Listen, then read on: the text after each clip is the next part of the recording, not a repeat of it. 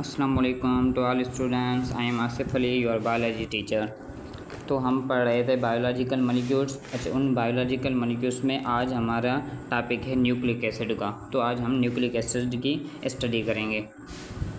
तो nucleic acid में अगर देखा जाए तो न्यूक्लिक एसिड क्या है? न्यूक्लिक एसिड एक हमारा ऐसा समझ लें जेनेटिक मटेरियल भी है। यहाँ इसको आगे पढ़ते हैं। न्यूक्लिक एसिड क्या है? सबसे पहले न्यूक्लिक एसिड एक बायोलॉजिकल मॉलिक्यूल्स है। न्यूक्लिक एसिड क्या है? एक बायोलॉजिकल मॉलिक्यूल्स है। क्यों बायोलॉजिकल मॉलिक्यूल्स है? क्योंकि ये एक लिविंग ऑर्गेनिज्म में पाया जाता है, इस वजह से इसको हम बायोलॉजिकल मॉलिक्यूल्स कहते हैं। अच्छा, आगे क्या है? इसका कॉन्सेप्ट किसने दिया या क्या होता है उसकी हम स्टडी करेंगे। तो हमारा जो न्यूक्लिक एसिड का कॉन्सेप्ट, सबसे पहले हमने न्यूक्लिक एसिड का कॉन्सेप्ट दिया फ्रीडरिक माइस्टर ने।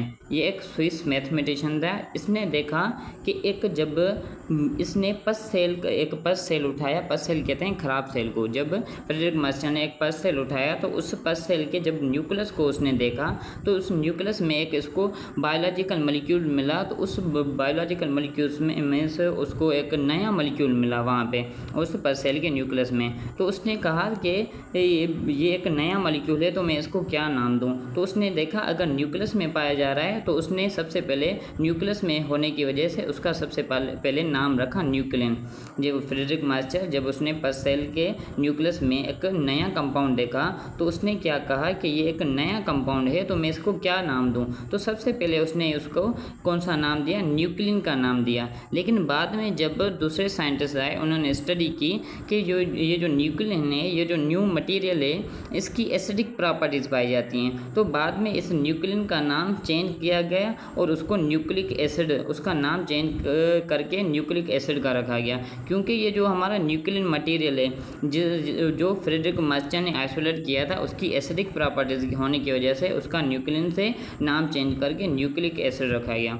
अच्छा, जो हमारे न्यूक्लिक एसिड होते हैं ये हमारे पॉलीमर होते हैं। ये जो हमारे न्यूक्लिक एसिड होते हैं ये क्या होते हैं? पॉलीमर होते हैं। किसके पॉलीमर होते हैं? छोटे छोटे मोनोमर्स के पॉलीमर होते हैं। वो जो मोनोमर्स होते हैं उन मोनोमर्स को कहते हैं न्यूक्लियोटाइड। मीन्स ये जो हमारा न्यूक्लिक एसिड है ये एक पाया जाता है पॉलीमर। न्यूक्लिक एसिड क्या है? एक पॉलीमर। मीन्स एक ये लार्ज मॉलिक्यूल है। इस लार्ज मॉलिक्यूल के जो स्मॉल मोनोमर्स होते हैं उन स्मॉल मोनोमर्स को हम कहते हैं न्यूक्लियोटाइड्स। उन स्मॉल मोनोमर्स को क्या कहते हैं? न्यूक्लियोटाइड्स कहते हैं। अच्छा, ये जो हमारे न्यूक्लिक एसिड होते हैं ये दो किस्मों के होते हैं। एक होता है हमारा डीएनए, जिसको हम क्या कहते हैं? डीऑक्सीराइबोन्यूक्लियोटाइड। उस न्यूक्लियोटाइड उसके अलावा न्यूक्लिक एसिड, उसके अलावा होता है हमारा आरएनए, जिसको हम राइबोन्यूक्लिक एसिड भी कहते हैं। जो हमारा न्यूक्लिक एसिड दो टाइप का पाया जाता है, एक होता है डीएनए और दूसरा होता है आरएनए। डीएनए की फुल फॉर्म है डीऑक्सीराइबोन्यूक्लिक एसिड और आरएनए की फुल फॉर्म पाई जाती है राइबोन्यूक्लिक एसिड। अच्छा, ये जो दोनों न्यूक्लिक एसिड होते हैं ये दोनों लीनियर होते हैं और अनब्रांच होते हैं। मीन्स ये जो दोनों न्यूक्लिक एसिड वो इस तरह स्ट्रेट पाए जाते हैं। इनमें किसी भी किस्म की ब्रांच नहीं होती। अच्छा, सबसे पहले ये जो न्यूक्लिक एसिड है, न्यूक्लिक एसिड ये एक लार्ज मॉलिक्यूल था, हमने पढ़ा ये एक पॉलीमर है। तो उसके जो स्मॉल मोनोमर्स थे उनको हम न्यूक्लियोटाइड कहते हैं। तो सबसे पहले अगर हम न्यूक्लियोटाइड की बात करें तो न्यूक्लियोटाइड की कंपोजिशन क्या होती है उसकी स्टडी करते हैं। तो आए, ये जो न्यूक्लियोटाइड होता है ये एक मोनोमर पाया जाता है। न्यूक्लियोटाइड क्या है? ये एक मोनोमर है। किसका मोनोमर है? न्यूक्लिक एसिड का मोनोमर पाया जाता है। ये जो न्यूक्लियोटाइड है ये किस किस चीज़ों का बना होता है? ये बना होता है हमारा नाइट्रोजनियस बेस। उसके अलावा इस नाइट्रोजनियस बेस से हमारे नाइट्रोजनियस जो बेस होता है उसके अलावा इसमें जो न्यूक्लियोटाइड उसमें एक नाइट्रोजन बेस होता है, उसके अलावा एक फॉस्फेट होता है, उसके अलावा क्या पाई जाती है? उसमें पेंटोज शुगर होती है। अच्छा, ये जो हमारा अगर इसमें बुक में स्टडी करें तो हमारे बुक में क्या है? जो हमारा न्यूक्लियोटाइड आदि monomers of the nucleic acid, nucleotide nucleic acid का मोनोमर पाया जाता है, वो चीज़ पेंटोज शुगर कंपाउंड। अच्छा, इस न्यूक्लियोटाइड में एक कंपाउंड पाया जाता है जो उसको हम पेंटोज शुगर कहते हैं। इसको means pentose sugar base compound भी कहते हैं, क्योंकि इसमें जो बेसिक कंपाउंड पाया जाता है वो होता है 5 कार्बन वाला कंपाउंड।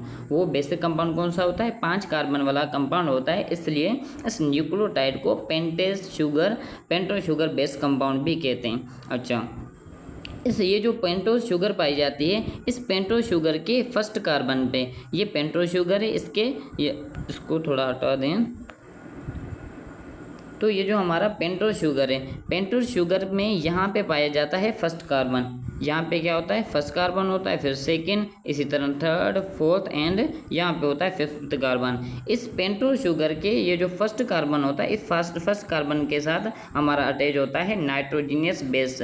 उसके अलावा इस पेंटोस शुगर के फिफ्थ कार्बन के साथ हमारा दूसरा कंपाउंड अटैच होता है जिसको फॉस्फेट कहते हैं, और ये हमारा जो सेंट्रल में है इसको कहते हैं पेंटोस शुगर। इसको क्या कहते हैं, पेंटोस शुगर। अच्छा, ये तीनों हमारे जो मॉलिक्यूल्स हैं ये मिलके एक मॉलिक्यूल बनाते हैं जिसको न्यूक्लियोटाइड कहते हैं। और न्यूक्लियोटाइड क्या है, ये खुद मोनोमर है, किसका, न्यूक्लिक एसिड का मोनोमर पाया जाता है। अच्छा, आगे चलते हैं। ये जो हमारा न्यूक्लियोटाइड है, अगर इस न्यूक्लियोटाइड में से डिन्यूक्लियोटाइड विदाउट फॉस्फेट कार्ड न्यूक्लियोसाइड, अगर इस न्यूक्लियोटाइड में से मैं ये फॉस्फेट हटा दूं, ये कंप्लीट न्यूक्लियोटाइड है, इस कंप्लीट न्यूक्लियोटाइड में से अगर मैं फॉस्फेट रिमूव कर दूं, तो बाकी जो हमारा पार्ट बचेगा, मीन्स इसको मैं हटा दूं और बाकी जो हमारा पार्ट बचेगा कहाँ से, ये हम जिसमें हमारा नाइट्रोजन बेस भी है, उसके अलावा पेंटोस शुगर भी है। इस कंपाउंड को कहते हैं न्यूक्लियोसाइड। इस कंपाउंड को क्या कहते हैं, न्यूक्लियोसाइड। यहाँ पे लिखा हुआ है the nucleotide without phosphate, means ऐसा न्यूक्लियोटाइड जिसमें फॉस्फेट ना हो, विदाउट फॉस्फेट, उस कंपाउंड को कहते हैं न्यूक्लियोसाइड। मीन्स अगर न्यूक्लियोटाइड में से जब फॉस्फेट को रिमूव करेंगे, बाकी जो हमारा कंपाउंड बचेगा उसको हम क्या कहते हैं, न्यूक्लियोसाइड कहते हैं। उसको हम क्या कहते हैं, न्यूक्लियोसाइड कहते हैं। अच्छा, आगे जो हमारा डीएनए और आरएनए होता है, ये तकरीबन 4 किस्मों के न्यूक्लियोटाइड्स का बना होता है। मीन्स जो डीएनए और आरएनए में जो हमारे न्यूक्लियोटाइड्स होते हैं, डीएनए आरएनए एक लार्ज मॉलिक्यूल है, पॉलीमर है, तो इनमें जो स्मॉल मोनोमर्स होते हैं जिनको न्यूक्लियोटाइड्स कह रहे हैं, वो राइट इस डीएनए और आरएनए में तकरीबन 4 किस्मों के न्यूक्लियोटाइड्स पाए जाते हैं। कौन कौन से न्यूक्लियोटाइड्स होते हैं, वो जो 4 न्यूक्लियोटाइड्स हैं उनको बोल रहा है वो वेरिएबल होते हैं। मीन्स उनको डिफ्रेंशिएट किया जाता है, किसके बेस पे डिफ्रेंशिएट किया गया है, उनको नाइट्रोजनियस बेस पे डिफ्रेंशिएट किया गया है। मीन्स जो भी हमारे तकरीबन 4 से 5 हमारे जो न्यूक्लियोटाइड्स हैं उनमें हमारा फॉस्फेट भी सेम होता है, उनमें हमारा फॉस्फेट भी सेम होता है, उनमें हमारा पेंटोस शुगर भी सेम होता है, सिवाय नाइट्रोजनियस बेस के। नाइट्रोजनियस बेस चेंज होने की वजह से हमारा न्यूक्लियोटाइड भी चेंज हो जाता है। कहीं पे हमारा नाइट्रोजन बेस एडेनिन होता है, कहीं पे हमारा नाइट्रोजन बेस गुआनिन होता है, और कहीं पे हमारा क्या होता है, साइटोसिन होता है। इस बेस पे, मीन्स नाइट्रोजनियस बेस के बेस पे इस न्यूक्लियोटाइड को डिवाइड किया गया है तकरीबन 4 टाइप्स में। वो कौन कौन से टाइप्स हैं, वो जो 4 टाइप्स हैं उनमें से सबसे पहले आता है एडेनिन, फिर आता है हमारा गुआनिन, उसके अलावा साइटोसिन, उसके अलावा होता है थायमिन। अच्छा, यहाँ पे एक दूसरा भी लिखा हुआ है यूरेसिल, मीन्स यहाँ पे टोटल 5 लिखे हुए हैं। तो अगर यहाँ पर ऊपर क्या कह रहा है, जो हमारे न्यूक्लिक एसिड होते हैं वो तकरीबन 4 न्यूक्लियोटाइड्स के बने होते हैं। जी बिल्कुल, टोटल यहाँ पे लिखे तो 5 हुए हैं, लेकिन हमारे न्यूक्लिक एसिड 4 न्यूक्लियोटाइड्स के बने होते हैं। जो हमारा डीएनए और आरएनए होता है ना, उसमें अगर डीएनए की बात करें तो उसमें थायमिन होता है, यूरेसिल नहीं होता। उसमें जो हमारा डीएनए होता है उसमें क्या क्या होता है, एडेनिन, गुआनिन, साइटोसिन और थायमिन पाया जाता है। डीएनए में हमारा यूरेसिल नहीं होता।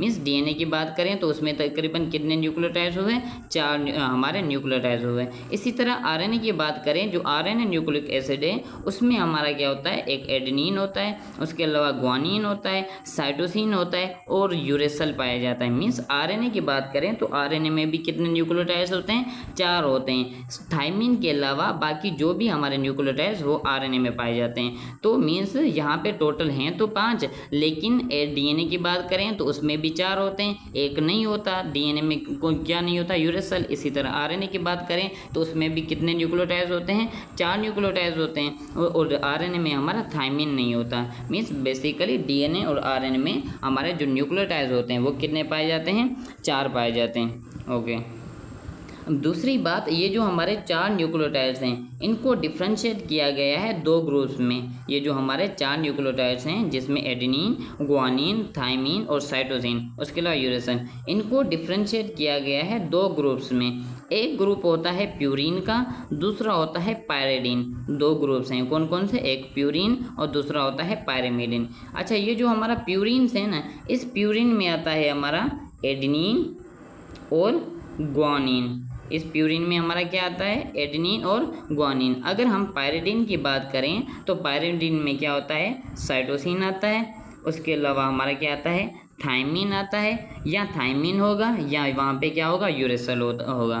प्यूरिन में हमारा एडेनिन और ग्वानिन आता है, उसके अलावा थायमिन। पायरिमिडिन की बात करें तो पायरिमिडिन में क्या आता है, साइटोसिन, थायमिन, या थायमिन होगा या यूरेसिल होगा। मींस एडेनिन और ग्वानिन को रखा गया है प्यूरिन में, और उसके अलावा साइटोसिन, थायमिन, यूरेसिल को रखा गया है पायरिमिडिन में।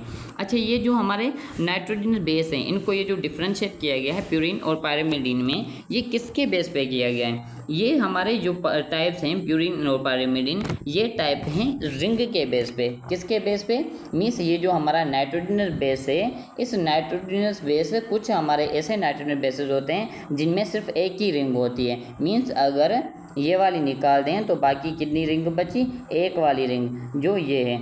अच्छा, मीन्स कुछ नाइट्रोजन बेस ऐसे होते हैं जिनमें सिंगल रिंग होती है, और कुछ हमारे नाइट्रोजन बेस ऐसे होते हैं जिनमें दो रिंग्स होती हैं। ऐसे कंपाउंड्स जिनमें दो रिंग्स होती हैं उनको कहा जाता है प्यूरिन्स। ऐसे नाइट्रोजन बेसेस जिनमें क्या हो, दो रिंग्स हों, एक ये वाली एक ये वाली, दो रिंग्स हों, उनको कहा जाता है प्यूरिन। और ऐसे नाइट्रोजन बेस जिनमें सिर्फ सिंगल ही रिंग हो, क्या हो, सिंगल ही रिंग, मीन्स या ये वाली हो या ये वाली हो, उनको कहा जाता है पायरिमिडिन। तो यहाँ पे हमने पढ़ा प्यूरिन्स कौन कौन से थे, एडेनिन और ग्वानिन। ये कौन से होते हैं, प्यूरिन्स। मीन्स एडेनिन और ग्वानिन की ये जो नाइट्रोजन बेस हैं, इनमें जो स्ट्रक्चर होती है वो कौन सी होती है, डबल रिंग स्ट्रक्चर होती है। लेकिन पायरिमिडिन वाले वो क्या होते हैं, सिंगल रिंग स्ट्रक्चर वाले होते हैं। मीन्स उनमें सिर्फ एक ही रिंग होती है। ये हमारे टाइप हैं प्यूरिन और पायरिमिडिन। किसके बेस पे, रिंग के बेस पे। अगर रिंग सिंगल होगी तो प्यूरिन, डबल रिंग होगी तो उसको हम पायरिमिडिन कहते हैं। अच्छा, आगे चलते हैं हम। आगे क्या है हमारा, अच्छा, ये जो हमारे न्यूक्लियोटाइड्स होते हैं ना वैसे हमने पढ़ा जो हमारे न्यूक्लियोटाइड्स होते हैं वो मोनोमर्स होते हैं। किसके मोनोमर्स होते हैं, न्यूक्लिक एसिड के। मीन्स जो न्यूक्लिक एसिड होते हैं वो पॉलीमर होते हैं, और न्यूक्लियोटाइड उनके क्या होते हैं, मोनोमर्स। मीन्स जो न्यूक्लिक एसिड होते हैं उनमें हमारे 100 and thousands ऑफ न्यूक्लियोटाइड्स हो सकते हैं। लेकिन कुछ न्यूक्लियोटाइड ऐसे होते हैं जो एक सिंगल न्यूक्लियोटाइड की तरह भी बिहेव करते हैं। कुछ न्यूक्लियोटाइड्स ऐसे भी होते हैं जो हमारे सिंगल न्यूक्लियोटाइड की भी तरह क्या करते हैं, बिहेव करते हैं। मीन्स उनको हम न्यूक्लिक एसिड नहीं कहते, उनको हम क्या कहते, न्यूक्लिक एसिड नहीं कहते। वो क्या होते हैं, सिर्फ सिंगल ही न्यूक्लियोटाइड होता है। क्या होता है हमारा, सिंगल ही न्यूक्लियोटाइड। जैसे हमारा यहाँ पे एक सिंगल ही न्यूक्लियोटाइड है। कैसे न्यूक्लियोटाइड है सिंगल, इसमें एक पेंटोस शुगर है, नाइट्रोजन बेस है, उसके अलावा फॉस्फेट। लेकिन यहाँ पे 3 फॉस्फेट हैं। ये 3 फॉस्फेट क्यों है उसके बारे में भी अभी हम पढ़ेंगे, फॉस्फेट 3 क्यों है। लेकिन बस कहने का मकसद ये है कि जो मोनोन्यूक्लियोटाइड, ऐसे हमारे न्यूक्लियोटाइड्स होते हैं जिसमें सिर्फ हमारा सिंगल न्यूक्लियोटाइड होता है। मीन्स सिंगल न्यूक्लियोटाइड भी हमारा बिहेव करता है या इंडिपेंडेंटली वर्क करता है। इसमें अंदर पढ़ते हैं क्या है, बोल रहा है ये जो single nucleotide also work independently. Means जो सिंगल अगर न्यूक्लियोटाइड अकेला हो वो भी हमारा अकेला काम कर सकता है एज अ मोनोन्यूक्लियोटाइड के तौर पे। उसको हम क्या कहेंगे, अगर सिंगल न्यूक्लियोटाइड ही इंडिपेंडेंटली वर्क करेगा तो उसको हम क्या कहेंगे, मोनोन्यूक्लियोटाइड कहेंगे। इस सिंगल न्यूक्लियोटाइड या मोनोन्यूक्लियोटाइड का एग्जाम्पल है ATP, और इसके अलावा एग्जाम्पल है ADP का। ये जो हमारे ADP और ATP जो हम शुरू से सुनते आ रहे हैं 9th से, ये बिल्कुल ये एक मोनोन्यूक्लियोटाइड होते हैं। ये क्या होते हैं, मोनोन्यूक्लियोटाइड। इनकी भी जो स्ट्रक्चर होती है वो किस तरह होती है, इनमें एक पेंटोस शुगर होता है, इनमें क्या होता है, एक पेंटोस शुगर होता है, नाइट्रोजन बेस होते हैं, उसके अलावा क्या होता है, फॉस्फेट होता है। मीन्स अगर बात करें यहाँ तक सिंगल फॉस्फेट, तो ये एक कंप्लीट क्या है, न्यूक्लियोटाइड की स्ट्रक्चर है। लेकिन इसमें 2 फॉस्फेट दूसरे भी हैं, इनमें 2 फॉस्फेट क्या हैं, दूसरे भी हैं। जी बिल्कुल, जो हमारा ATP होता है, क्या, जो हमारा ATP जिसकी फुल फॉर्म क्या है, एडिनोसिन। ATP की फुल फॉर्म क्या है हमारी, एडिनोसिन ट्राइफॉस्फेट। ये एक ऐसा मोनोन्यूक्लियोटाइड है जिसमें तकरीबन 3 फॉस्फेट पाए जाते हैं। एटीपी ऐसा मोनोन्यूक्लियोटाइड है जिसमें तकरीबन 3 फॉस्फेट होते हैं। मीन्स ये मोनोन्यूक्लियोटाइड तो है, पर इसमें क्या होता है, ये इसमें 2 एक्स्ट्रा फॉस्फेट पाए जाते हैं। यहाँ तक एक कंप्लीट न्यूक्लियोटाइड, लेकिन इसमें 2 एक्स्ट्रा फॉस्फेट पाए जाते हैं। किसमें? हमारे एटीपी में। इसी तरह जो हमारा एडीपी है, ये इस एडीपी की फुल फॉर्म है एडिनोसिन डाइफॉस्फेट। एडीपी की फुल फॉर्म क्या है? Adenosine diphosphate. यहाँ पे उन्होंने डाई नहीं लिखा, लेकिन एडीपी की फुल फॉर्म होती है एडिनोसिन डाइफॉस्फेट। मीन्स ऐसा फॉस्फेट जिसमें ऐसा हमारा मोनोन्यूक्लियोटाइड जिसमें सिर्फ 2 ही फॉस्फेट हो, जिसमें हमारे 2 ही फॉस्फेट। जो हमारा एडीपी होगा उस एडीपी में ये वाला फॉस्फेट नहीं होगा, उसकी स्ट्रक्चर इसी तरह होगी। मीन्स एक पेंटोज शुगर होगा, नाइट्रोजन बेस, और इस साइड 2 हमारे फॉस्फेट अटैच होंगे, उसको हम कहेंगे एडीपी। अच्छा, दूसरी बात, ये जो हमारा एडीपी और एटीपी पाए जाते हैं, इनमें जो हमारी पेंटोज शुगर होती है वो कौन सी होती है? डीएनए वाली या आरएनए वाली? मीन्स हमारे जो न्यूक्लिक एसिड हमने पढ़े थे डीएनए और आरएनए, उनमें ये जो डीएनए आरएनए होता है ना, ये एक दूसरे से डिफरेंस होते हैं इस राइबोज शुगर के बेस पे। ये जो शुगर है ना, इनके बेस में जो डीएनए उसमें भी न्यूक्लिक एसिड होते हैं, उसके अलावा आरएनए में भी न्यूक्लिक एसिड होते हैं। डीएनए में भी फॉस्फेट पाया जाता है, आरएनए में भी फॉस्फेट पाया जाता है। दोनों के मीन्स जो हमारे ये जो हमारा मोनोन्यूक्लियोटाइड वो सेम ही होता है। सिवाय फ़र्क क्या है, जो हमारा डीएनए होता है ना, उसमें हमारी होती है, जो डीएनए आरएनए होता है, आरएनए में होती है राइबोज शुगर। आरएनए में कौन सी शुगर पाई जाती है? Ribose sugar. लेकिन जो डीएनए होता है उसमें होती है डीऑक्सी राइबोज शुगर। कौन सी शुगर होती है? डीऑक्सी राइबोज शुगर पाई जाती है। डीऑक्सी राइबोज शुगर किसमें? डीएनए में। आरएनए में वाली कौन सी शुगर होती है? Ribose sugar. ये डिफरेंस है किसमें? डीएनए और आरएनए में। इसी तरह जो हमारा एटीपी है, क्या है हमारा? एटीपी। इस एटीपी में पाई जाती है आरएनए वाली शुगर। कौन सी शुगर होती है? आरएनए वाली शुगर। ये हमें याद कर रखना, जो हमारा एटीपी होता है, एटीपी में कौन सी शुगर पाई जाती है? आरएनए वाली शुगर। उस आरएनए वाली जो शुगर होती है उस शुगर को कहते हैं राइबोज शुगर। जो एटीपी पाई जाता है उसके पास कौन सी शुगर होती है? राइबोज शुगर पाई जाती है। अच्छा, उसके अलावा उसके पास जो नाइट्रोजन बेस होते हैं, वो नाइट्रोजनस बेस हमने तकरीबन 4 से 5 नाइट्रोजनस बेस पढ़े। उसमें जो एटीपी में हमारा सिर्फ एडेनिन ही नाइट्रोजन बेस होता है। ये भी पॉइंट याद रखना, जो हमारा एटीपी होता है उसमें कौन सा हमारा नाइट्रोजन बेस होता है? एडेनिन पाया जाता है। अच्छा, उसके अलावा यहाँ पे एक दूसरी पॉइंट है, during conversion of ATP into ADP. जो हमारा एटीपी और एडीपी है ना, ये दोनों एनर्जी करंट्स हैं। मीन्स इनका काम होता है एनर्जी को स्टोर करना। एटीपी और एडीपी ये क्या हैं? दोनों एनर्जी करेंसी। एनर्जी करेंसी का मतलब ये एनर्जी को क्या करते हैं? स्टोर करते हैं। एनर्जी करेंसी है। एनर्जी करेंसी मीन्स इनका काम होता है एनर्जी को स्टोर करना। तो हमारा जो एटीपी वैसे हमारी जो एनर्जी स्टोर होती है वो एटीपी के फॉर्म में स्टोर होती है। अच्छा, जब हमारा एक एटीपी कन्वर्ट होता है एडीपी में, मीन्स जब हमें हमारी बॉडी को एनर्जी की नीड होती है तो वो हमारी बॉडी क्या करती है? एटीपी को एटीपी में कन्वर्ट करती है। तो जब हमारा एटीपी एडीपी में कन्वर्ट होता है तो वहाँ पे कुछ अमाउंट ऑफ एनर्जी रिलीज होती है। वो तकरीबन कितनी एनर्जी रिलीज होती है? वो होती है तकरीबन 7.3 किलो कैलोरीज पर मोल। जब हमारा एक एटीपी एडीपी में कन्वर्ट होता है तो तकरीबन 7.3, तकरीबन कितनी? 7.3 किलो कैलोरीज पर मोल एनर्जी रिलीज होती है। यहाँ ये जो 7.3 किलो कैलोरीज पर मोल किसके बराबर होती है? 31.81 किलो जूल पर मोल के बराबर होती है। जब हमारा ये दोनों हम पॉइंटें याद रखना, क्योंकि एमसीक्यूज में कोई भी पॉइंट आ सकती है। ये यूनिट का अलग अलग होने की वजह से उनकी वैल्यू अलग है। जब हमारा एटीपी कन्वर्ट होता है एडीपी में तो तकरीबन कितनी एनर्जी रिलीज होती है? 7.3 किलो कैलोरीज पर मोल, या तकरीबन 31.81 किलो जूल पर मोल हमारी एनर्जी क्या होती है? रिलीज होती है, जब हमारा एक एटीपी कन्वर्ट होता है एडीपी में। अच्छा, ये था हमारा मोनोन्यूक्लियोटाइड। इसी तरह आगे चलते हैं, दूसरा होता है न्यूक्लियोटाइड, डाइन्यूक्लियोटाइड। मीन्स जब हमारे 2 न्यूक्लियोटाइड आपस में मिलें, जब हमारे 2 न्यूक्लियोटाइड आपस में मिलें, जैसे हमारा एक एक ये वाला न्यूक्लियोटाइड है, ये एक ये वाला न्यूक्लियोटाइड, दोनों ये मिलके इन्होंने एक सिंगल मॉलिक्यूल बनाया है जिसको हम क्या कहते हैं, डाई न्यूक्लियोटाइड कहते हैं। ऐसा मॉलिक्यूल जिसमें तकरीबन 2 हमारे क्या हों, न्यूक्लियोटाइड्स हों, उसको कहते हैं डाई न्यूक्लियोटाइड कहते हैं। डाई न्यूक्लियोटाइड ऐसा मॉलिक्यूल जिसमें क्या हो, 2 न्यूक्लियोटाइड्स हों, उसको हम क्या कहते हैं, डाई न्यूक्लियोटाइड। इस डाई न्यूक्लियोटाइड का एग्जाम्पल है NAD। डाई न्यूक्लियोटाइड का कौन सा एग्जाम्पल है, NAD। NAD की फुल फॉर्म है nicotine amide adenosine dinucleotide. N की फुल फॉर्म है निकोटीन अमाइड, A का मतलब एडिनोसिन और D का मतलब होता है डाइन्यूक्लियोटाइड। ये NAD की फुल फॉर्म, और NAD एग्जाम्पल है किसका, डाइन्यूक्लियोटाइड का। उसके अलावा डाइन्यूक्लियोटाइड का दूसरा भी एक एग्जाम्पल होता है, वो होता है हमारा FAD। एक NAD और दूसरा कौन सा एग्जाम्पल है हमारा, FAD। इस FAD की फुल फॉर्म होती है हमारी फ्लेविन अमाइड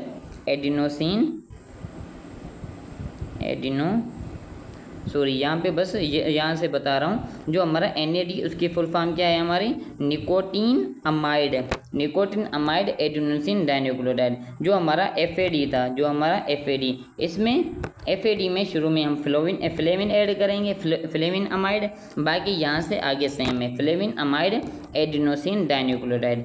फ्लेविन अमाइड पहले क्या लिखेंगे हम, फ्लेविन अमाइड,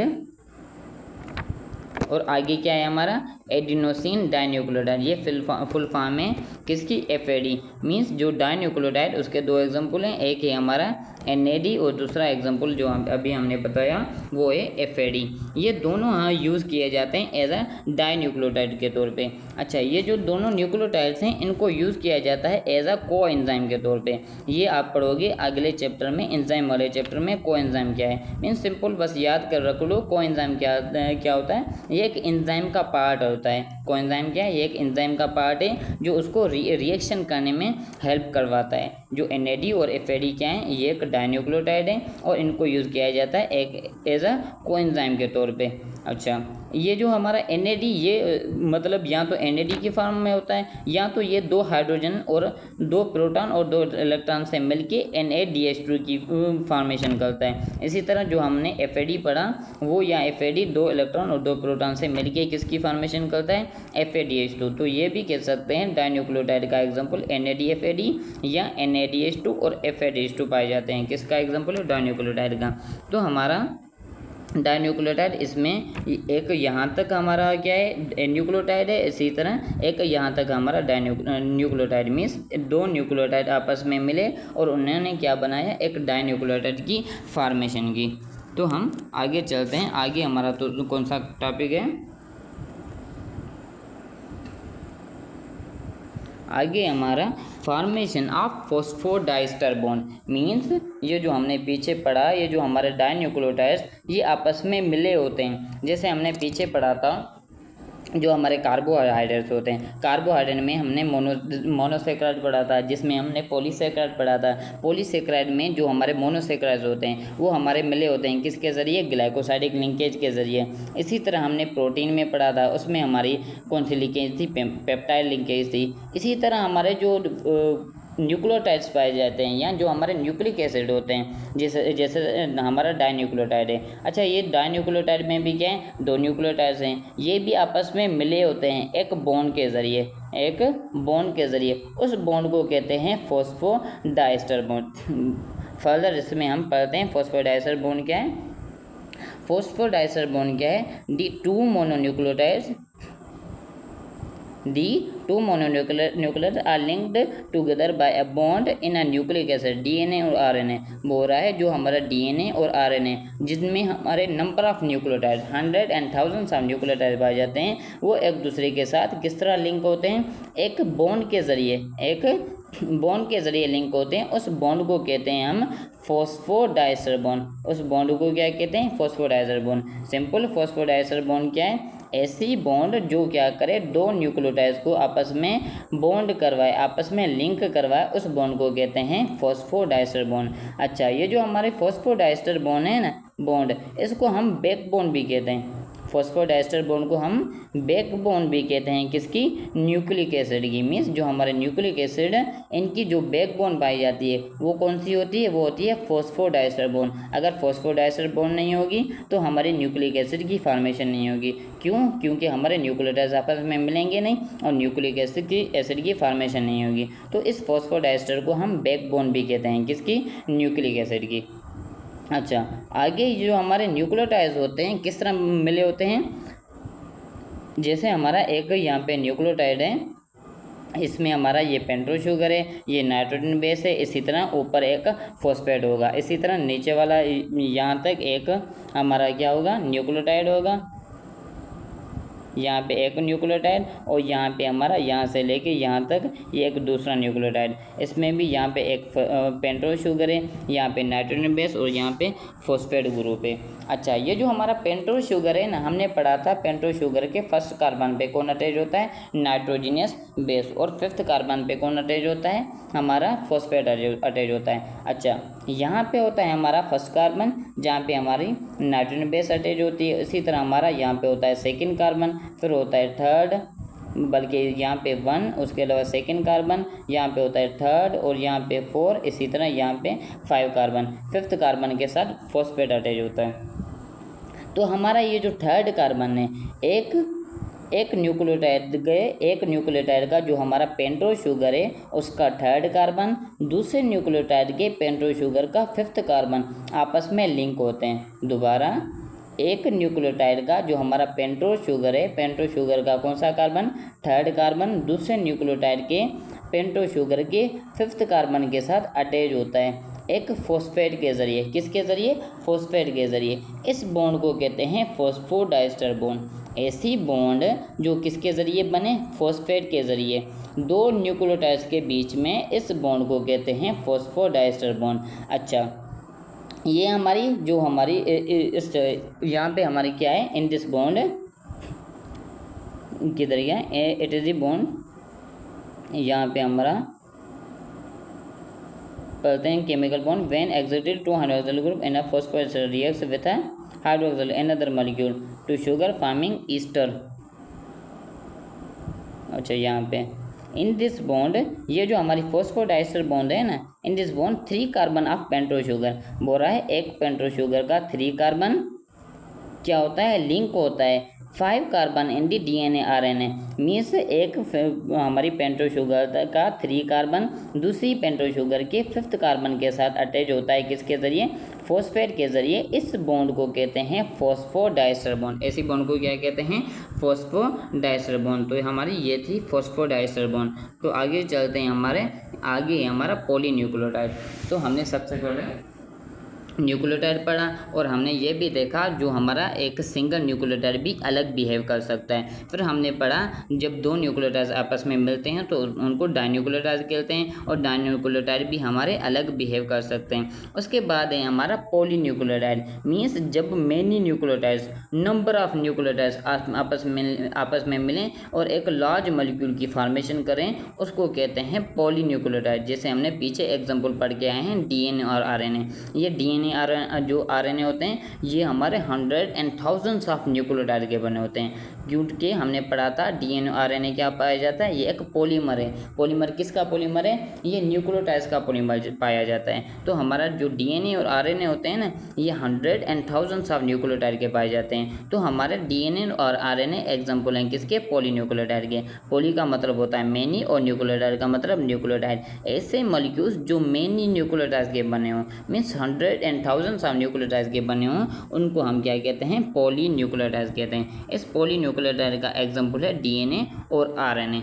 तो हम DNA और RNA को दोबारा इधर नीचे पढ़ेंगे। सबसे पहले हमारा DNA, स्ट्रक्चर ऑफ DNA की स्ट्रक्चर क्या है? तो अगर DNA की स्ट्रक्चर की बात करें तो DNA की जो स्ट्रक्चर है उसका कॉन्सेप्ट हमें किसने दिया? जेम्स वेस्टन एंड F क्रिक। दो अलग अलग साइंटिस्ट हैं, दोनों ने हमें DNA की स्ट्रक्चर के बारे में बताया। कौन कौन से? एक है जेम्स वेस्टन और दूसरा हमारा क्या है? फ्रांसिस क्रिक, जिसको हम F क्रिक भी पढ़ते हैं। अच्छा, इन्होंने तकरीबन 1953 में DNA की स्ट्रक्चर के बारे में बताया।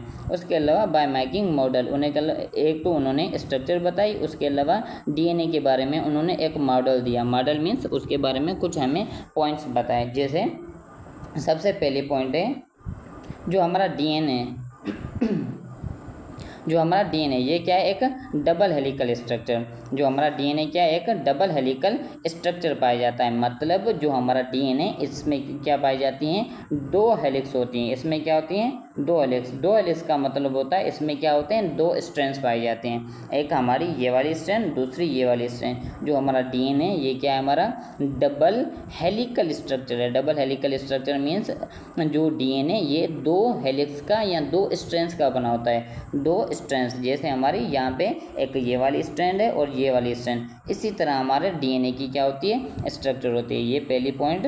तब डीएनए क्या होता है, एक डबल हेलिकल स्ट्रक्चर होता है। और दूसरी बात, each helix is made up of 4 type of nucleotide. जो हमने पढ़ा, जो हमारे 2 क्या हैं, हेलिक्स हैं, 2 हेलिक्स।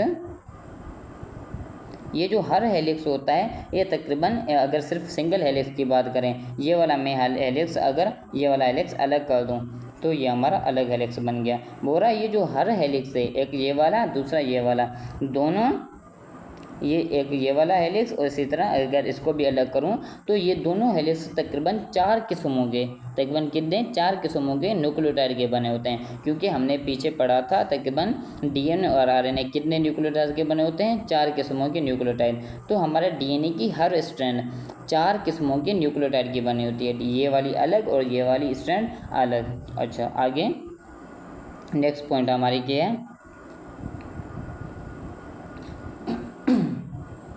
नेक्स्ट हमारी पॉइंट है जो बोथ हेलिक्स, दोनों ये जो हेलिक्स पाए जाते हैं ना, ये एक दूसरे के कॉम्प्लीमेंट्री होते हैं। दोनों हेलिक्स एक दूसरे के क्या होते हैं, कॉम्प्लीमेंट्री पाए जाते हैं। मीन्स दोनों हेलिक्स एक दूसरे के, ऐसे समझ लें, अपोजिट होते हैं। अगर एक हेलिक्स में हमारा है एडेनिन, एक हेलिक्स में क्या है, एडेनिन, उसके अपोजिट में होगा थाइमिन, उसके अपोजिट में क्या होगा, थाइमिन। अगर एक न्यूक्लियोटाइड या एक हेलिक्स में एडेनिन है तो उसके अपोजिट में थाइमिन होगा।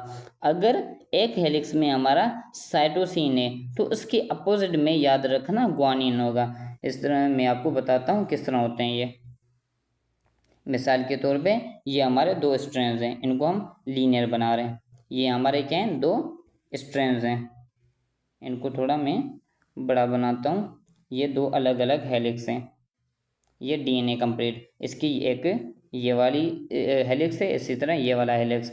अच्छा, अगर इस तरफ हमारा एडेनिन अटैच होगा, इस तरफ अगर हमारा एडेनिन अटैच होगा मीन्स ए, तो उसके अपोजिट में, याद रखना, थाइमिन अटैच होता है। उसके अपोजिट में क्या अटैच होता है, थाइमिन। इसी तरह इस साइड हमारा साइटोसिन अगर अटैच हो तो उसके अपोजिट में होता है ग्वानिन, उसके अपोजिट में क्या होता है, ग्वानिन। इसको कहते हैं कॉम्प्लीमेंट्री स्ट्रक्चर। इस स्ट्रक्चर को क्या कहते हैं, कॉम्प्लीमेंट्री। मीन्स दोनों जो स्ट्रैंड्स पाई जाती हैं ये दोनों एक दूसरे की क्या होती हैं, कॉम्प्लीमेंट्री पाई जाती हैं। दोनों एक दूसरे की क्या होती हैं, कॉम्प्लीमेंट्री। अच्छा, आगे, both helix are complementary to each other if one helix, अगर एक हेलिक्स में एडेनिन है तो उसके अपोजिट में थाइमिन होगा, साइटोसिन है तो उसके अपोजिट में क्या होगा, guanine. Each helix of consist of 2 parts. हर जो हेलिक्स होता है ना उसके 2 पार्ट्स होते हैं। जैसे यहाँ पे हेलिक्स बना हुआ है, यहाँ पे हमारा हेलिक्स बना हुआ है, एक ये वाला हेलिक्स है यहाँ से लेके यहाँ तक, इसी तरह एक यहाँ ये वाला हेलिक्स है। जो हमारा ईच हेलिक्स कंसिडर 2 पार्ट्स, एक होता है अपराइट वाला पार्ट। कौन कौन सा पार्ट होता है, हर हेलिक्स के 2 पार्ट्स कौन से, एक अपराइट पार्ट होता है और दूसरा होता है रंग वाला पार्ट। एक अपराइट वाला पार्ट होता है, दूसरा रंग वाला पार्ट। अच्छा, हमने पढ़ा था जो हमारा न्यूक्लियोटाइड, उसमें क्या क्या होता है, उसमें हमारी एक पेंटोज शुगर होती है, ये वाली येलो कलर वाली, ये ये हमारी हो गई पेंटोज शुगर। ये हमारा येलो हो गया फॉस्फेट और यहाँ पे हो गया नाइट्रोजन बेस। ये कंप्लीट न्यूक्लियोटाइड है। जो हमारा पेंटोज शुगर और ये जो फॉस्फेट वाला पार्ट है, ये पूरी जो स्ट्रैंड यहाँ पे सिर्फ क्या है, पेंटोज और फॉस्फेट वाला पार्ट है। इस पार्ट को कहते हैं अपराइट। इस पार्ट को क्या कहते हैं, अपराइट। अपराइट क्या, कौन सा पार्ट है, ऐसा पार्ट जिसमें हमारी क्या हो, पेंटोज शुगर हो और फॉस्फेट हो। इस पार्ट को कहते हैं हम अपराइट। और दूसरा हमारा पार्ट पाया जाता है रंग वाला। कौन सा पार्ट होता है, रंग। इसमें हमारा क्या होता है, इसमें हमारा जो हमारे नाइट्रोजनियस वाले जो पार्ट हैं, जो हमारे नाइट्रोजनियस बेसिस वाले जो पार्ट्स हैं, इस पार्ट को कहा जाता है रंग्स वाला पार्ट। जो हमारे बीच में नाइट्रोजनल बेसिस हैं, इस पार्ट को हम क्या कहते हैं, हम इसको कहते हैं रंग्स। तो हमारा यहाँ पे लिखा हुआ है अपराइट हमारा कौन सा पार्ट है, अपराइट जिसमें हमारी क्या हो, डीऑक्सीराइबो शुगर हो, उसके अलावा फॉस्फेट हो, उसको हम अपराइट कहते हैं। और रंग हमारा कौन सा पार्ट है, जिसमें हमारी क्या पाई जाए, नाइट्रोजनस बेस पाई जाए, उसको हम रंग्स कहते हैं। उसको हम क्या कहते हैं, रंग्स कहते हैं। अच्छा, आगे चलते हैं।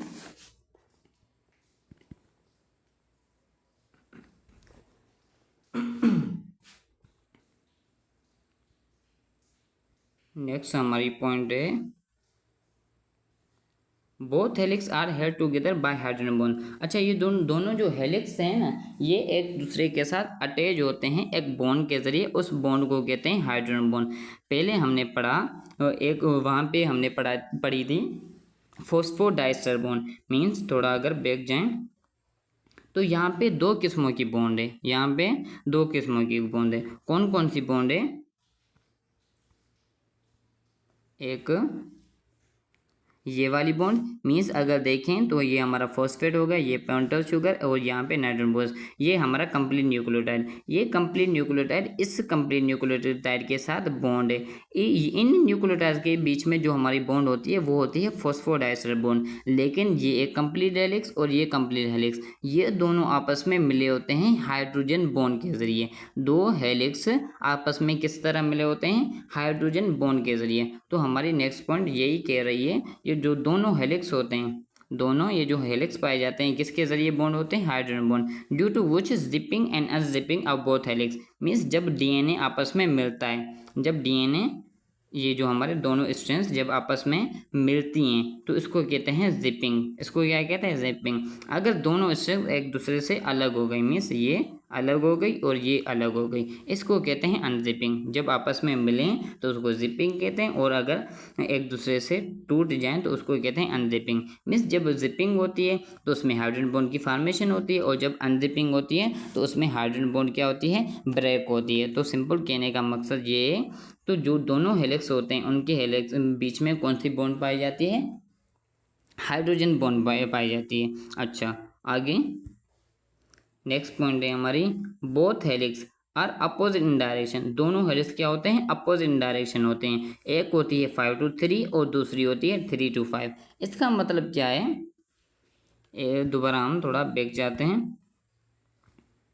तो हमने यहाँ पे पढ़ा था जो हमारी फॉस्फोडाइस्टर बॉन्ड होती है ना, ये किस तरह होती है, एक जो हमारा न्यूक्लियोटाइड उसका हमारा जो न्यूक्लियोटाइड उसके पेंटो शुगर का 5th कार्बन वो अटैच होता है दूसरे न्यूक्लियोटाइड के तकरीबन 3rd कार्बन के साथ। तो यहाँ पे पहले ऊपर 3rd है और यहाँ नीचे कौन सा है, 5th कार्बन। यहाँ पे 3rd कार्बन, इसी तरह 5th कार्बन। ये इसी तरह ये कौन सी हमारी जो स्ट्रैंड आ रही है, ये है हमारी 3 to 5। ये जो हमारी स्ट्रैंड आ रही है कौन सी आ रही है, 3 to 5।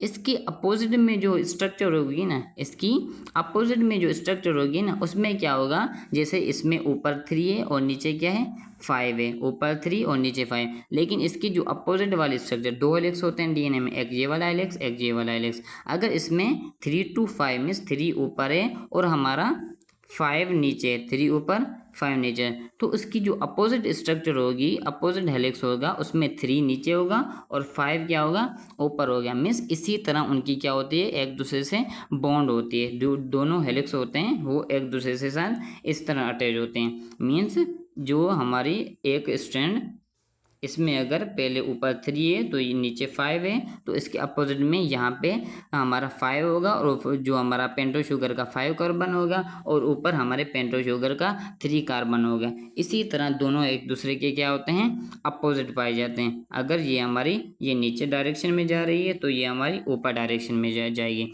मीन्स दोनों हेलिक्स एक दूसरे के क्या होते हैं, अपोजिट डायरेक्शन में पाए जाते हैं। तो आगे चलते हैं, आगे क्या है। अच्छा, distance between two helix remain same from one end to another end। अच्छा, ये जो दो हेलिक्स हैं ना, यहाँ से लेके यहाँ तक, इस हेलिक्स से लेके यहाँ तक ये जो डिस्टेंस होता है ना, ये तकरीबन पाया जाता है 20 एंगस्ट्रॉम का। तकरीबन कितना डिस्टेंस होता है, 20 एंगस्ट्रॉम का डिस्टेंस पाया जाता है। 20 एंगस्ट्रॉम या जो बराबर होता है तकरीबन 2 नैनोमीटर के। ये जो दो हेलिक्स होते हैं इनके बीच में जो डिस्टेंस होता है वो तकरीबन कितना होता है 20 एंगस्ट्रॉम या तकरीबन 2 नैनोमीटर पाया जाता है। अच्छा, ये नेक्स्ट पॉइंट का यही मकसद है। Distance between the two helix remain same one end to another end, वो तकरीबन कितना होता है 20 एंगस्ट्रॉम या तकरीबन 2 नैनोमीटर पाया जाता है। अच्छा, each turn off duplex consist of 10 base pairs. अच्छा, हर जो टर्न होता है हमारा डीएनए किस तरह होता है, इस तरह होता है। अच्छा, ये एक यहाँ से लेके यहाँ तक टर्न है, दूसरा यहाँ से लेके यहाँ तक टर्न है। बोल रहा है ये जो हमारा यहाँ से लेके यहाँ तक एक टर्न है, इस टर्न में तकरीबन 10 बेस पेयर्स होते हैं। तकरीबन बेस पेयर्स कितने होते हैं, बेस पेयर्स का मतलब यहाँ पे एडेनिन, यहाँ पे थाइमिन, यहाँ पे ग्वानिन, यहाँ पे साइटोसिन, ये एक पेयर है। ये हमारा क्या है, ये कंप्लीट एक पेयर, ये कंप्लीट एक पेयर। इसी तरह नीचे भी एक पेयर होगा, नीचे एक पेयर होगा, इसी तरह बल्कि यहाँ से लेके यहाँ तक एक हेलिक्स होता है। तो हमारा जो कंप्लीट जो हेलिक्स है उसमें तकरीबन बेस पेयर्स कितने पाए जाते हैं, तकरीबन 10 पेयर्स। यहाँ से लेके यहाँ तक ये कंप्लीट हेलिक्स है और कंप्लीट हेलिक्स में तकरीबन कितने 10 बेस पेयर्स पाए जाते हैं। तकरीबन कितने बेस पेयर्स होते हैं, 10 बेस पेयर्स। अच्छा, नेक्स्ट टॉपिक है हमारा जीन। जीन क्या है तो देखते हैं इसको, इसकी स्टडी करते हैं क्या है। सबसे पहले we know that DNA is a hereditary material. हम जानते हैं जो हमारा डीएनए ये क्या एक हेरिडिटरी मटेरियल है। इसका काम होता है जेनेटिक इन्फॉर्मेशन को कैरी करना from parent two of spring, means parent से ऑफ स्प्रिंग तक जो जेनेटिक इन्फॉर्मेशन लाता है वो कौन लाता है, डीएनए लाता है। किसकी फॉर्म में, अच्छा जो डीएनए होता है इसमें जो जेनेटिक इन्फॉर्मेशन होती है ना ये एक स्मॉल सेगमेंट्स में पाई जाती है, या डीएनए क्या करता है उस इन्फॉर्मेशन को क्या करता है, स्टोर करता है। तो हमारा जो डीएनए होता है ना इसमें स्मॉल सेगमेंट्स या स्मॉल पार्ट पाए जाते हैं। जैसे मिसाल के तौर पे मैं डीएनए का सिर्फ एक ही हेलिक्स बना रहा हूँ, डीएनए का सिर्फ एक ही हेलिक्स बना रहा हूँ।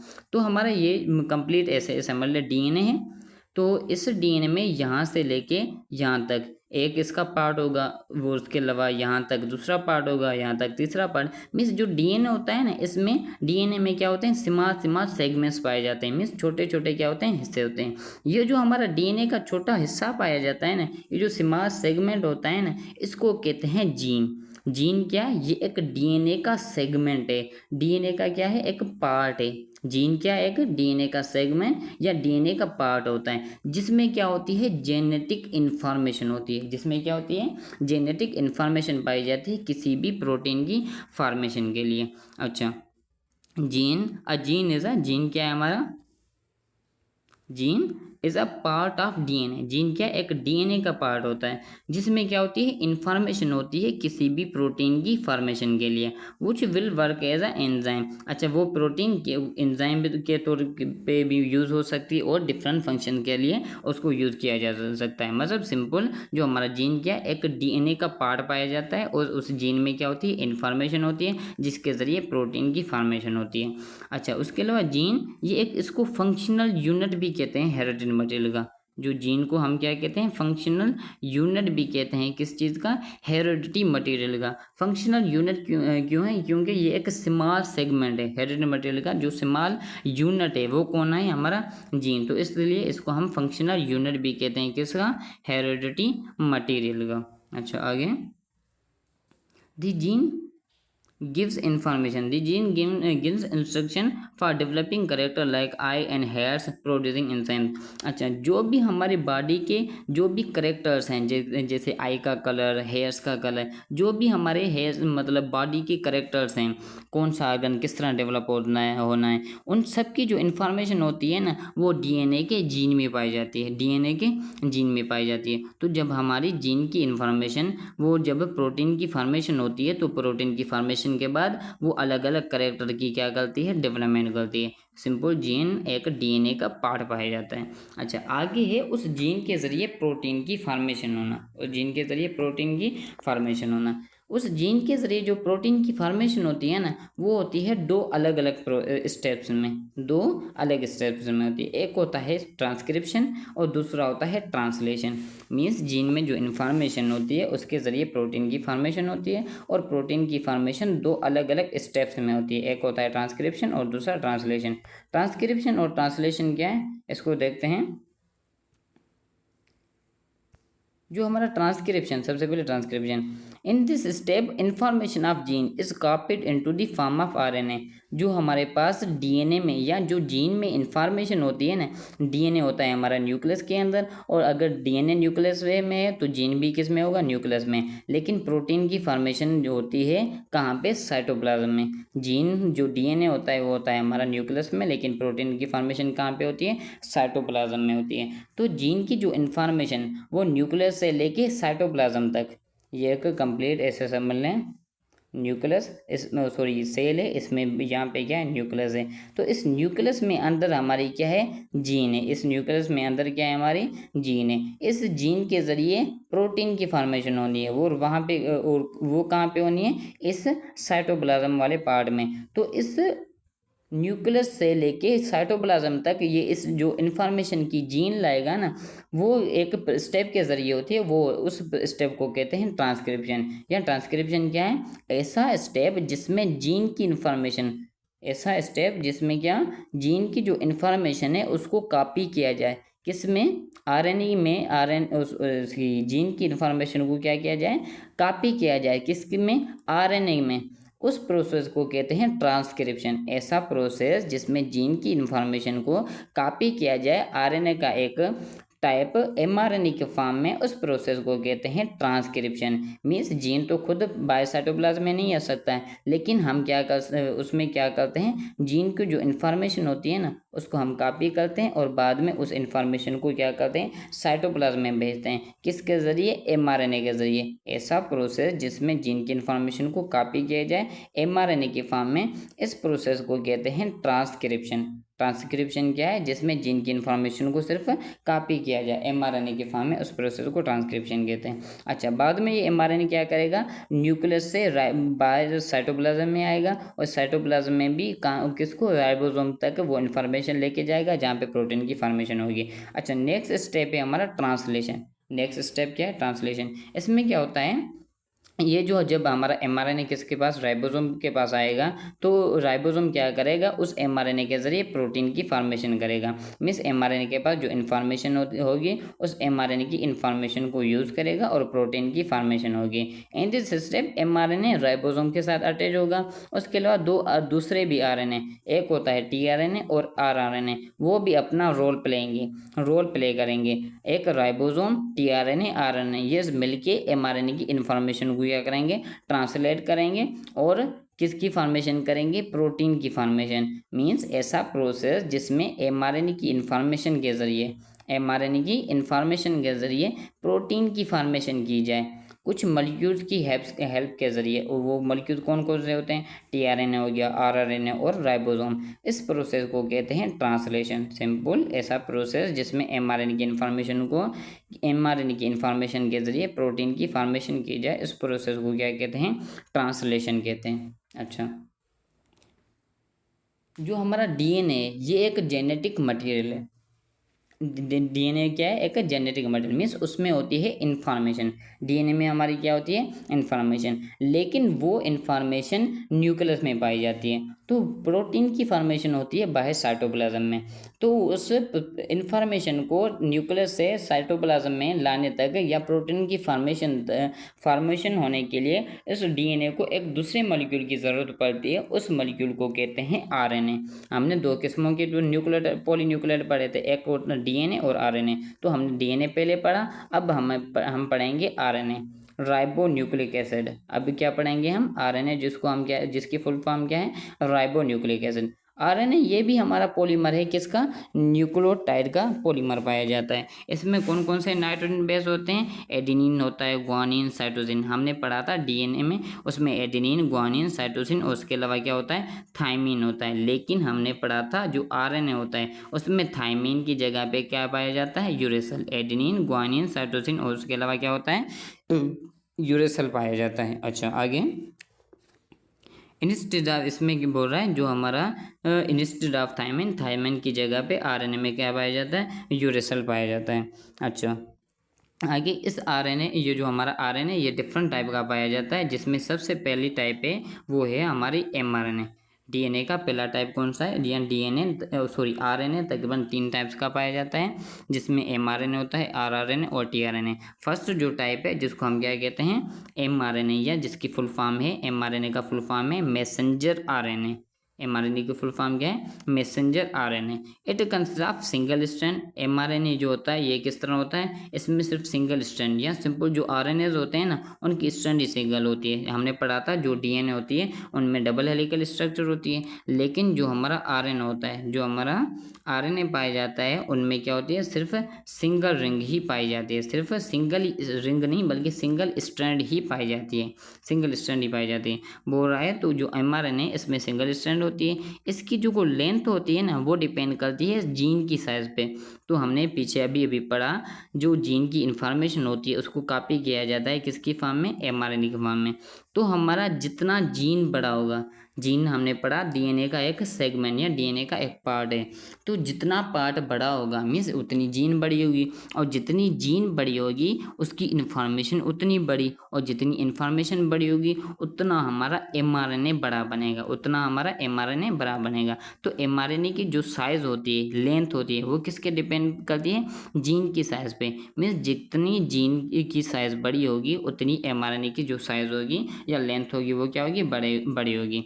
It consent information in the form of genetic code. जो हमारा एमआरएनए होता है, इसमें जो इन्फॉर्मेशन होती है जीन की, एक कोड की फॉर्म में होती है, उसको कोड को कहते हैं कोडान।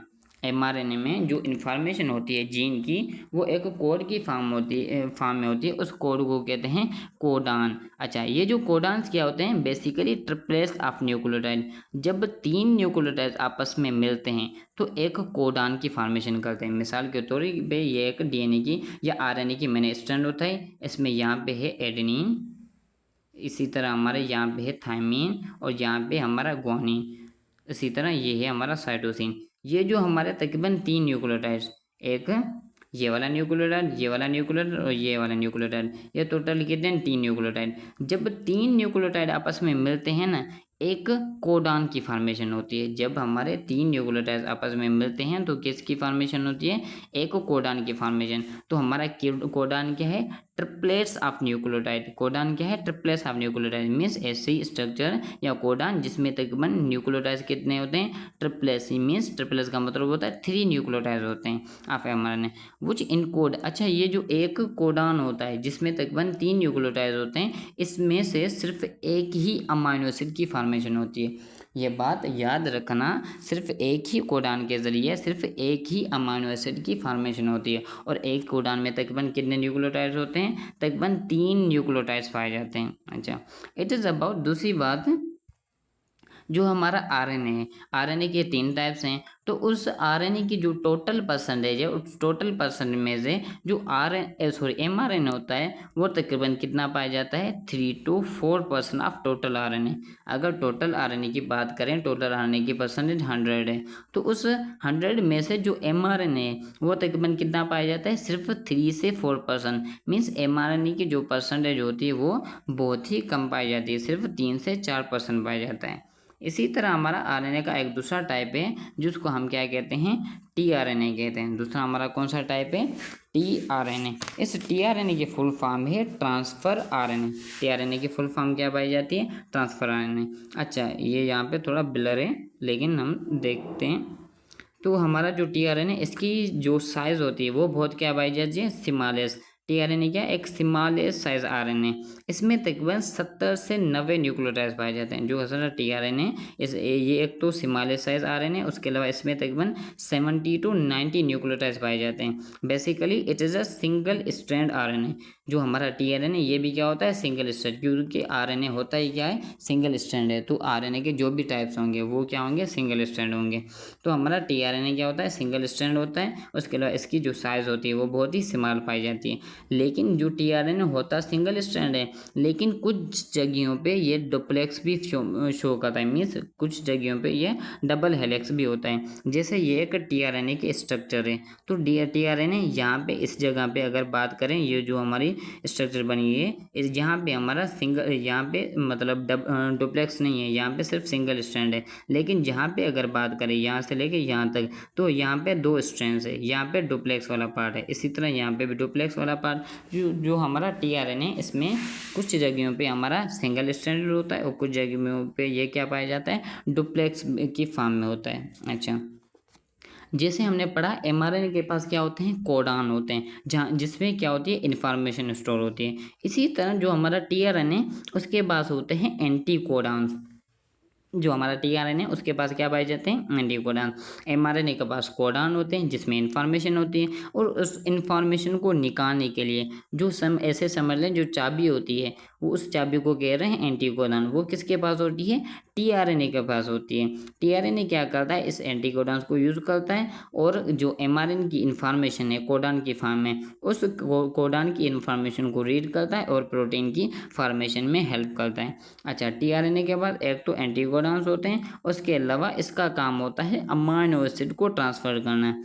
तो हमारी यहाँ पे बेसिकली क्या हो रही है, प्रोटीन की फॉर्मेशन होने जा रही है। तो प्रोटीन की फॉर्मेशन के लिए किसकी ज़रूरत होती है, अमाइनो एसिड की ज़रूरत होती है। प्रोटीन की फॉर्मेशन के लिए किस चीज़ की ज़रूरत होती है, अमाइनो एसिड। तो अमाइनो एसिड का होना लाजमी है। तो अमाइनो एसिड पाए जाते हैं साइटोप्लाज्म में। तो उस साइटोप्लाज्म से प्रोटीन की फॉर्मेशन होती है। साइटोप्लाज्म में राइबोसोम वाला जो पार्ट होता है, जो राइबोसोम ऑर्गेनेल है वहाँ पे होती है। तो साइटोप्लाज्म से राइबोसोम तक जो अमाइनो एसिड को लाता है वो है हमारा टीआरएनए। टीआरएनए का काम क्या है, अमाइनो एसिड्स को लाना, कहाँ से, साइटोप्लाज्म में से राइबोसोम तक। वो हमारा कौन लाता है, टीआरएनए का लाता है। अच्छा, दूसरी बात, ये जो हमारा टीआरएनए है ना, तकरीबन 60 डिफरेंट टाइप के पाए जाते हैं। टीआरएनए हमारे तकरीबन 60 डिफरेंट टाइप के पाए जाते हैं, लेकिन जो ह्यूमन्स हैं उनमें तकरीबन 45 डिफरेंट टाइप के देखे गए। टोटल हमारे 60 डिफरेंट टाइप के होते हैं, लेकिन ह्यूमन्स में 45 डिफरेंट किस्मों के पाए जाते हैं। अच्छा, जो हमारा टीआरएनए, इसकी अगर परसेंटेज देखी जाए तो इसकी परसेंटेज होती है तकरीबन 10 to 40%। 10 to 40%। जो हमारा एमआरएनए वो तकरीबन 3 to 4% था, और टीआरएनए की परसेंटेज क्या होती है, 10 to 20% पाई जाती है, किसकी, टीआरएनए की। इसी तरह हमारा नेक्स्ट जो आरएनए का टाइप है वो है आरआरएनए। कौन सा टाइप है, आरआरएनए, जिसको हम राइबोसोमल आरएनए भी कहते हैं। आरआरएनए को हम राइबोसोमल आरएनए भी कहते हैं। Ribosomal RNA is present in ribosome. Ribosomal RNA या आरआरएनए कहाँ पाया जाता है, राइबोसोम में पाया जाता है, जहाँ पे प्रोटीन की फॉर्मेशन होती है। इट इज लार्जेस्ट साइज, हमने पढ़ा टीआरएनए स्मॉलेस्ट साइज होता है, और जो हमारा आरआरएनए होता है ये लार्जेस्ट साइज आरएनए पाया जाता है। RRNA largest size RNA means इसकी जो लेंथ होती है ये बहुत ही बड़ी पाई जाती है। उसके अलावा ये जो आरआरएनए, इसकी अगर परसेंटेज देखें तो परसेंटेज की भी इसमें इसकी ज़्यादा होती है, तकरीबन 80% पाया जाता है। जो आरआरएनए, टोटल आरएनए में से जो आरआरएनए तकरीबन इसकी परसेंटेज तकरीबन कितनी होती है, 80% पाई जाती है आरएनए के कंपैरिजन में। तो यहाँ पे हमारा जो न्यूक्लिक एसिड वाला टॉपिक ख़त्म हुआ, और हमारा नेक्स्ट टॉपिक शुरू होता है, वो है कॉन्जुगेट मॉलिक्यूल्स। तो अभी हम कॉन्जुगेट मॉलिक्यूल्स की स्टडी करेंगे। कॉन्जुगेट मॉलिक्यूल बेसिकली अभी बताऊं कॉन्जुगेट मॉलिक्यूल्स क्या हैं। ये एक ऐसे मॉलिक्यूल्स होते हैं जो दो डिफरेंट टाइप के मॉलिक्यूल्स के बने होते हैं। अगर डेफिनेशन देखें तो कॉन्जुगेट मॉलिक्यूल्स क्या हैं,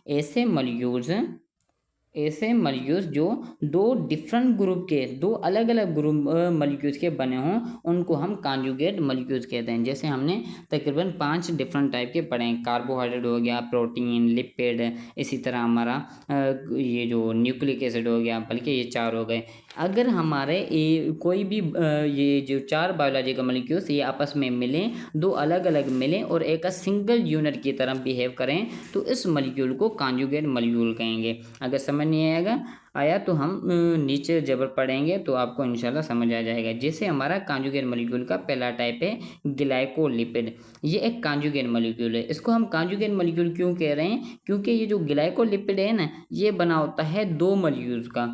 एक होता है इसमें लिपिड, ग्लाइकोलिपिड में एक लिपिड होता है और कार्बोहाइड्रेट। मीन्स जब कार्बोहाइड्रेट ये एक अलग बायोमोलिक्यूल है, लिपिड अलग बायोमोलिक्यूल, ये दोनों आपस में मिलें एक सिंगल मॉलिक्यूल बनाएं, वो एक ही काम करे, तो इस मॉलिक्यूल को कहते हैं कॉन्जुगेट मॉलिक्यूल। बस यही बात है। तो हमारा पहला टाइप कॉन्जुगेट मॉलिक्यूल का कौन सा है, वो है हमारा ग्लाइकोलिपिड। ग्लाइकोलिपिड क्या है, ऐसा हमारा कॉन्जुगेट मॉलिक्यूल जिसमें एक लिपिड होता है और कार्बोहाइड्रेट दोनों आपस में मिले होते हैं, एक कॉन्जुगेट मॉलिक्यूल की फॉर्मेशन करते हैं, जिसको हम ग्लाइकोलिपिड कहते हैं। अच्छा, ये जो ग्लाइकोलिपिड है ना, इसको हम दूसरा सेरिब्रो सेरिब्रोसाइज भी कहते हैं। ग्लाइकोलिपिड का दूसरा नाम क्या है? सेरिब्रोसाइज। सेरिब्रोसाइज इसको क्यों कहते हैं? क्योंकि ये ब्रेन के वाइट मैटर में या ब्रेन का जो सेरिब्रम वाला पार्ट है वहाँ पे पाया जाता है, इसलिए इस ग्लाइकोलिपिड को हम सेरिब्रोसाइज भी कहते हैं। उसके अलावा ग्लाइकोलिपिड हमारा जो हमारे नर्व फाइबर्स होते हैं, जो हमारे नर्व्स होती हैं जिसके ज़रिए सिग्नल हमारा फ्लो करता है, वो जो नर्व्स होती हैं उनकी जो कवरिंग होती है, उनकी अपर जो कवरिंग होती है वो भी उस कवरिंग को कहते हैं माइलिन शीथ। तो वो माइलिन शीथ भी किसकी बनी होती है? ग्लाइकोलिपिड की बनी होती है। अच्छा, हमारा नेक्स्ट कॉन्जुगेट मॉलिक्यूल है वो है ग्लाइकोप्रोटीन। इस ग्लाइकोप्रोटीन को हम दूसरा म्यूकाइड भी कहते हैं। ग्लाइकोप्रोटीन का दूसरा नाम क्या है? म्यूकाइड। पहली बात तो ये ग्लाइकोप्रोटीन किसका बना होता है? एक तो इसमें क्या होता है? कार्बोहाइड्रेट होता है। एक तो उसमें क्या होता है? कार्बोहाइड्रेट, उसके अलावा दूसरा क्या है? ग्लाइकोप्रोटीन। एक कार्बोहाइड्रेट होता है, उसके अलावा प्रोटीन मॉलिक्यूल जब आपस में मिलते हैं और सिंगल यूनिट बनाते हैं उस मॉलिक्यूल को कहते हैं ग्लाइकोप्रोटीन, या जिसको हम दूसरा क्या कहते हैं? म्यूकाइड भी कहते हैं। अच्छा, ये जो ग्लाइकोप्रोटीन या जो म्यूकाइड है ना, इनको यूज़ किया जाता है एज अ एंजाइम के तौर पे, as a transport proteins. Means अगर किसी भी मॉलिक्यूल को ट्रांसपोर्ट करना है जैसे साइटोप्लाज्म से न्यूक्लियस तक, तो वहाँ पे एक प्रोटीन पाई जाती है जो उस प्रोटीन को या उस मॉलिक्यूल को ट्रांसपोर्ट करवाएगी। तो वो भी हमारी ट्रांसपोर्ट प्रोटीन एक कॉन्जुगेट मॉलिक्यूल की बनी होती है। वो कॉन्जुगेट मॉलिक्यूल कौन सा होता है? ग्लाइकोप्रोटीन। या हमारे जो भी एंजाइम्स हैं वो भी हमारे प्रोटीन के बने होते हैं या एक कॉन्जुगेट मॉलिक्यूल के बने होते हैं। उसके अलावा जो हमारे रिसेप्टर्स हो गए, उसके रिसेप्टर्स मीन्स जो किसी भी एनर्जी को या किसी भी स्टिमुलस को डिटेक्ट करते हैं, तो रिसेप्टर्स भी हमारे ग्लाइकोप्रोटीन के बने होते हैं। इसी तरह हमारे जो भी ब्लड ग्रुप्स होते हैं, जैसे ब्लड ग्रुप ए होता है, बी होता है, वो किसके बेस पे होते हैं? जो ब्लड ग्रुप सेल्स होते हैं ना, उन सेल्स के सरफेस पे कुछ प्रोटीन होती है, उन प्रोटीन्स को कहते हैं एंटीजन। अच्छा, वो जो एंटीजन प्रोटीन है ना, वो भी इस ग्लाइकोप्रोटीन की ही बनी होती है। अच्छा, नेक्स्ट हमारा कॉन्जुगेट मॉलिक्यूल है लिपोप्रोटीन। ऐसा हमारा कॉन्जुगेट मॉलिक्यूल जो एक लिपिड और प्रोटीन का बना हो उसको हम कहते हैं लिपोप्रोटीन। जो भी हमारी मेम्ब्रेन्स पाई जाती हैं, जो भी हमारी मेम्ब्रेन्स होती है, जैसे सेल मेम्ब्रेन हो गई, उसके अलावा न्यूक्लियस की मेम्ब्रेन हो गई, उसके अलावा माइटोकॉन्ड्रिया में अंदर जो मेम्ब्रेन होती है, उसके अलावा एंडोप्लाज्मिक रेटिकुलम, ये खुद मेम्ब्रेनस स्ट्रक्चर है। उसके अलावा न्यूक्लियस की मेम्ब्रेन, ये जो भी मेम्ब्रेन्स पाई जाती है ना, ये सारी मेम्ब्रेन्स बनी होती हैं लिपोप्रोटीन की। सारी मेम्ब्रेन्स किसकी बनी होती हैं? लिपोप्रोटीन। ऐसा कॉन्जुगेट मॉलिक्यूल जिसमें पहली बात तो लिपिड और प्रोटीन हो, और लिपिड प्रोटीन को यूज़ किया जाता है किसके तौर पे? एक मेम्ब्रेन की फॉर्मेशन के मतलब मेम्ब्रेन की फॉर्मेशन करता है। जो हमारे सेल्स की मेम्ब्रेन हो गई, न्यूक्लियस की मेम्ब्रेन, इन सब की जो मेम्ब्रेन वो किसकी बनी होती है? लिपोप्रोटीन की बनी होती है। इसी तरह हमारा नेक्स्ट टॉपिक है न्यूक्लियोप्रोटीन। नेक्स्ट टॉपिक हमारा जो कॉन्जुगेट मॉलिक्यूल वो कौन सा है? न्यूक्लियोप्रोटीन ये भी एक कॉन्जुगेट मॉलिक्यूल होता है। ये किसका बना होता है? एक न्यूक्लिक एसिड का, उसके अलावा दूसरा प्रोटीन का। न्यूक्लिक एसिड और प्रोटीन जब आपस में मिलते हैं तो किसकी फॉर्मेशन करते हैं? न्यूक्लियोप्रोटीन। इसका एग्जाम्पल है क्रोमोसोम और राइबोसोम। जो हमारा क्रोमोसोम होता है ना, इसमें होती है डीएनए, न्यूक्लिक एसिड, और उसमें प्रोटीन पाई जाती है हिस्टोन प्रोटीन, और क्रोमोसोम की फॉर्मेशन। इसी तरह हमारा राइबोसोम वो भी बना होता है आरएनए का और प्रोटीन का बना होता है। तो ये हमारे क्या हैं? सारे कॉन्जुगेट मॉलिक्यूल्स हैं। तो हमारा यहीं पे टॉपिक कंप्लीट होता है। तो इंशाल्लाह हम नेक्स्ट टॉपिक में एमसीक्यू करेंगे और नेक्स्ट टॉपिक में या अगले लेक्चर में मिलते हैं। अल्लाह हाफिज़।